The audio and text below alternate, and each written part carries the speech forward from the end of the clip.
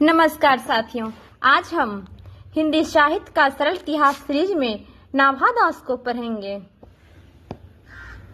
रामानंद के शिष्यों में से एक अनंतानंद थे।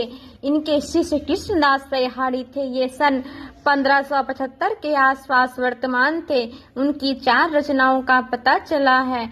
उन्हीं कृष्णदास सहिहारी के शिष्य प्रसिद्ध भक्त नाभादास थे।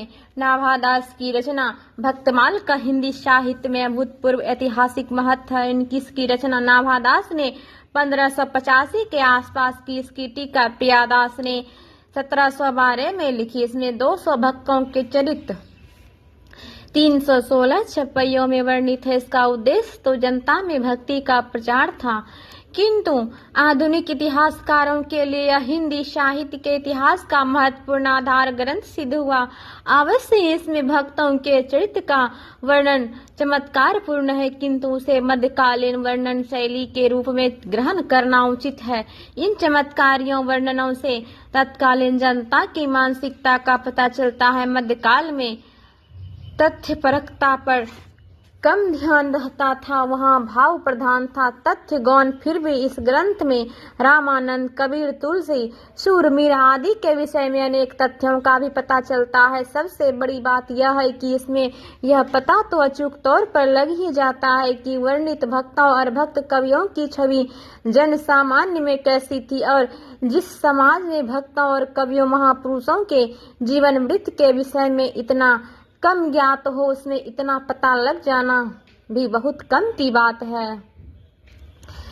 भक्तमाल के रचयिता आलोचक नहीं थे, किंतु फिर भी उन्होंने विभिन्न भक्त कवियों के विषय में जो कुछ लिखा है उससे उसकी सारग्रहणीता, प्रतिभा का संकेत मिला है।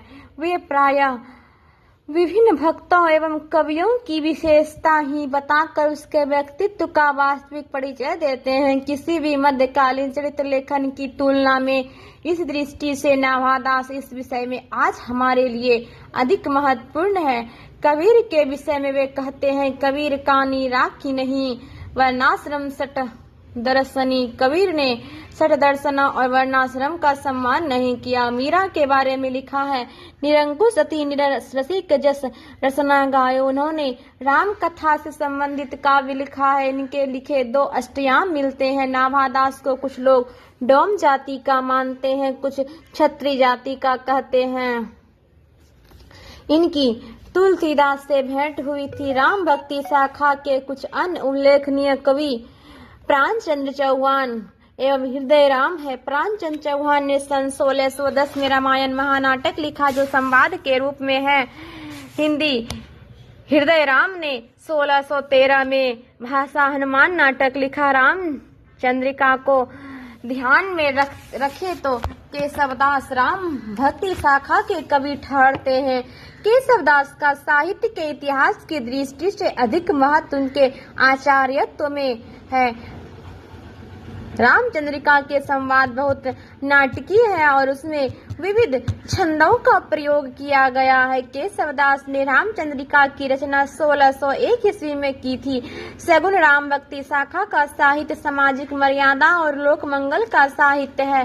राम कथा में ये गुण विद्यमान है। राम का चरित्र इतना मर्यादित है कि इसीलिए इसे मर्यादा पुरुषोत्तम कहा जाता है। तुलसी ने अपने युग के संदर्भ को रचनात्मकता में ढालकर उसे लोकोन्मुख और लोकग्राही बना दिया है। विवेक और लोक मंगल तुलसी के प्रिय भक्त है। परिणामतः यह धारा भक्ति की वैधि भूमि पर चली। प्रबंधात्मक भी इस धारा में मिलती है, यद्यपि यह गुण इसमें प्रधानता रामचरितमानस के ही कारण पाया जाता है। इस धारा में नाटकीय संवाद से युक्त रचनाएं भी हुई है।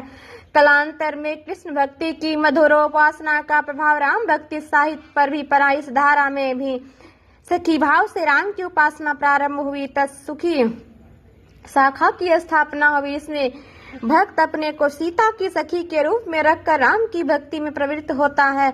जनकपुर के भक्तों ने सीता को प्रधानता देकर कुछ राम काव्य रचे। 1703 में श्री राम प्रिया शरणदास ने सीतायन नामक काव्य रचा। तत्सुखी शाखा के समान स्वसुखी शाखा भी प्रवर्तित हुई। कृष्ण भक्ति धारा महाप्रभु वल्लभाचार्य ने कृष्ण भक्ति धारा की दार्शनिक पीठिका तैयार की और देशाटन करके इस भक्त का प्रचार किया। भगवत धर्म का उदय प्राचीन काल में ही हो गया था। श्रीमद् भागवत के व्यापक प्रचार से माधुर्य भक्ति का मार्ग प्रशस्त हुआ। वल्लभाचार्य ने दार्शनिक प्रतिपादन और प्रचार से उस रास्ते को सामान्य जन सुलभ बताया। महाप्रभु वल्लभाचार्य का जन्म 1777 और देहांत 1503 ईस्वी में हुआ।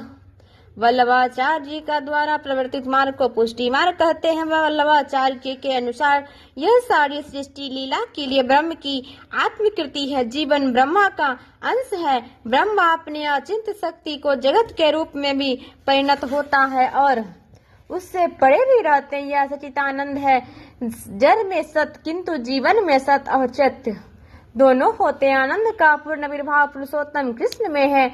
वे अपने भक्तों के ज्ञान अर्चना नित्य लीला करते हैं। वल्लभाचार्य ने ब्रह्म के सगुण रूप को परमार्थिक और निर्गुण को उसका पूर्ण रूप कहा है। वल्लभाचार्य जी के अनुसार जीव 3 प्रकार के हैं। प्रवाह जीव जो सांसारिक प्रवाह में पड़े रहते हैं, मर्यादा जीव जो विधि निषेध का पालन करते हैं और पुष्टि जीव जो भगवान का अनुग्रह प्राप्त कर लेते हैं। वे कृष्ण की नित्य लीला का अनुभव कर सकते हैं।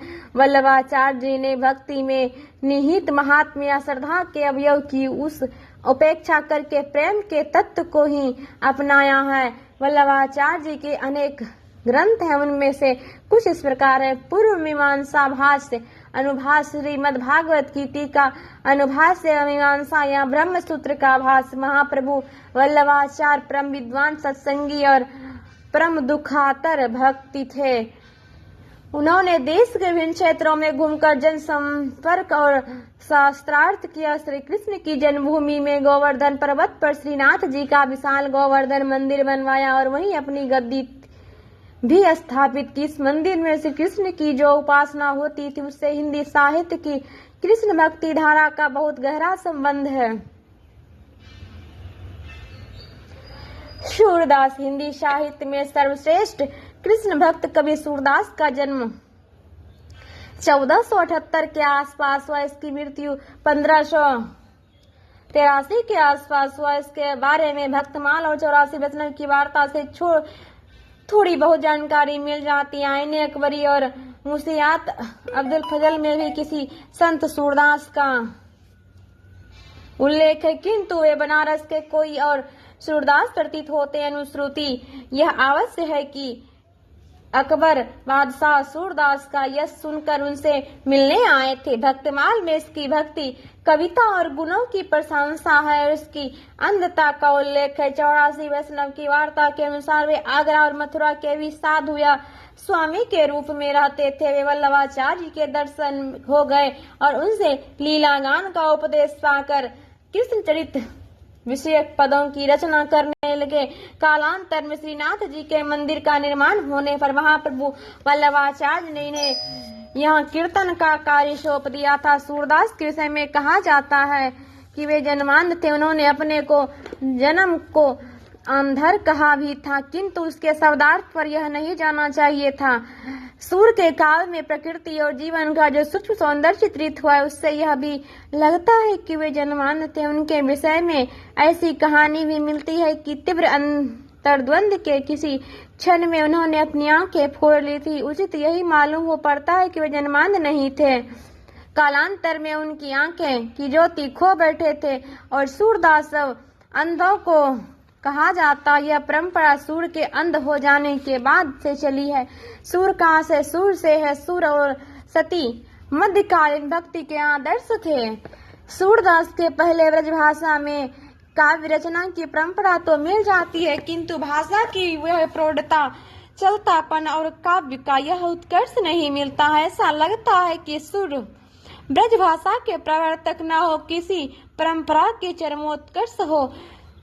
तुलसी जी ने सूर को एक और जयदेव, चंडीदास और विद्यापति की परंपरा से जोड़ा है तो दूसरी ओर लोक गीतों की परंपरा में भी उन्हें जोड़ा है। विद्यापति और सूरदास में जो निरीहता, तन्मयता मिलती है, अनुभूतियों को जिस प्रकार ब्रह्म प्रकृति के ताने बाने में बुना जाता है, वह लोक गीतों की विशेषता है। लोक गीतों में अभिव्यक्ति इतनी निश्चल होती है कि वह शास्त्रीयता और सामाजिक विधि निषेध की मर्यादा का निर्वाह नहीं कर सकती। लगता है कि लोक जीवन और साहित्य में राधा कृष्ण की जो परंपरा पहले से चली आ रही थी, वह भक्ति काल में प्रकट हुई। जयदेव का गीत गोविंद, विद्यापति की पदावली, चंडीदास का काव्य और सूरदास का सूरसागर उसी परंपरा से जुड़े हैं।